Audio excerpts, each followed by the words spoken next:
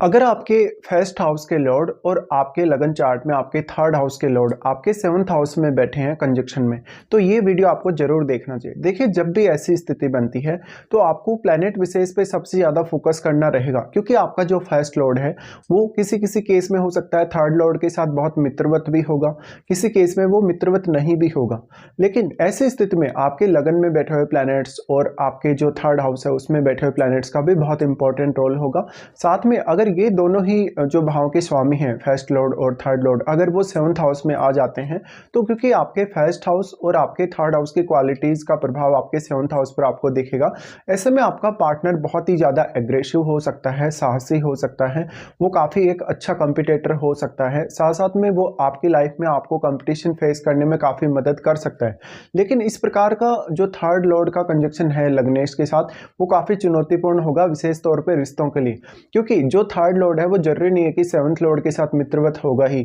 ऐसे केस में अगर थर्ड लॉर्ड एक बहुत ही क्रूर ग्रह है तो वो आपके रिश्ते पर काफी नेगेटिव इंपैक्ट डाल सकता है। बट वास्तव में यहाँ पार्टनर आपको बहुत ज्यादा डोमिनेट करेगा, और आपका क्योंकि लग्नेश सेवंथ में आ गए तो लग्नेश तो कभी भी सेवंथ लॉर्ड के साथ मित्रवत होगा ही नहीं। इसी तरीके से आपको ये भी देखना होगा अब कि आपका जो सेवंथ लॉर्ड है वो किस प्रकार का प्लेनेट है और वो आपके चार्ट में कैसे स्थिति में। मान लो अगर आपका सेवंथ लॉर्ड यहाँ पर हो सकता है बहुत अच्छी स्थिति में बैठा हो, या उसका संबंध थर्ड हाउस से या आपके लगन से बन रहा हो, तो ऐसे केस में जरूर आपको थोड़ी सहायता मिल सकती है। लेकिन ये कंजक्शन में आपके लिए ये काफ़ी इंपॉर्टेंट होगा कि आप अपने पार्टनर को कैसे जज करते हैं,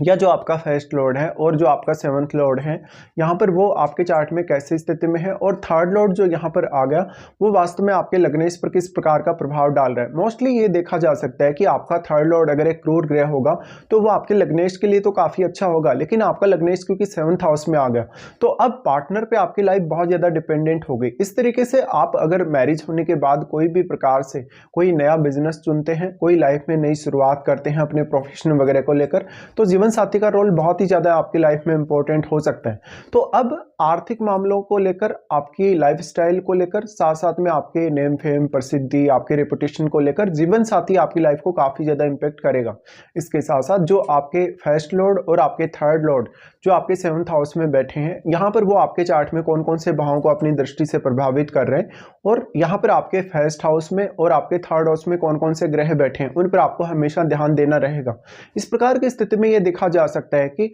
जातक का अपने पार्टनर के साथ छोटी छोटी बातों को लेकर डिस्प्यूट सामने आ सकता है। कभी कभी आपका पार्टनर बहुत ही ज्यादा एग्रेसिव हो सकता है, काफी ज्यादा वो एक प्रतिस्पर्धी नेचर का हो सकता है, जिससे आपको रिलेशनशिप में काफी ज्यादा इश्यूज कभी कभी आ सकते हैं। इसके साथ साथ अगर आपका ये कंजक्शन फर्स्ट लॉर्ड और थर्ड लॉर्ड का सेवंथ हाउस में कंजक्शन राहु केतु से प्रभावित होगा, शनि जैसे ग्रह से प्रभावित होगा, तो इसके काफी नेगेटिव इंपैक्ट भी कभी कभी सामने आ सकते हैं।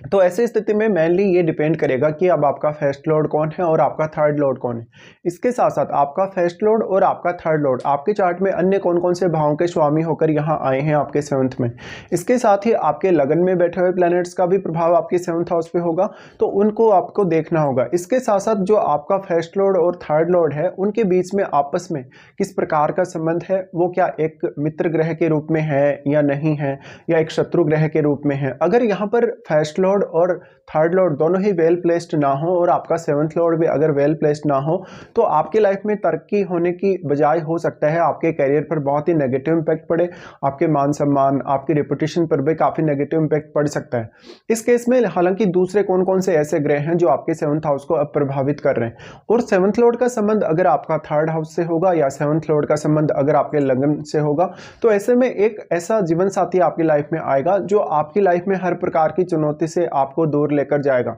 या चुनौतियों से पार पाने में आपको काफी सक्षम भी बनाएगा। इस प्रकार का जीवन साथी एक नई ऊर्जा आपकी लाइफ में लेकर आएगा। वो कहीं ना कहीं कम्युनिकेशन के माध्यम से या अपनी नेचुरल एबिलिटी के माध्यम से आपके बिजनेस में एक नई ऊर्जा ला सकता है, या आपकी लाइफ में जो चुनौतियां हैं उनसे पार पाने में आपको काफी सक्षम बना सकता है। तो इसके जितने ज्यादा पॉजिटिव प्रभाव होंगे उतने ही ज्यादा इसके नेगेटिव प्रभाव भी सामने आने की यहाँ पर संभावना रहेगी। तो इस हिसाब से आपको यही देखना रहेगा कि अब आपका फर्स्ट लॉर्ड कौन है और आपका आपका थर्ड लॉर्ड कौन है, और सेवन्थ हाउस में आने के बाद वास्तविक स्थिति उनकी कैसी है, उनका कंजक्शन कितना क्लोज है, वास्तव में कोई अन्य ग्रह भी अगर आपके सेवन्थ हाउस में बैठा है तो उस ग्रह पर भी आपको अवश्य ही विचार करना रहेगा। बट मेजरली इस प्रकार का जो कंजक्शन है वो आपको एक अपने खुद के एफर्ट से जीवन साथी चुनने के लिए प्रेरित कर सकता है। कभी कभी किसी किसी केस में आपका जीवन साथी आपका बहुत ज़्यादा चहेता हो सकता है या आपका जानकार हो सकता है, लेकिन इसको ये नहीं बोल सकते कि एक प्रॉपर लव मैरिज भी यहाँ होगा। ये जरूर हो सकता है कि आप अपनी पसंद से या तो अपना पार्टनर चुनेंगे या तो आप किसी के साथ जिद करके एकदम से मैरिज कर रहे हैं, तो इस हिसाब से आपको देखना होगा।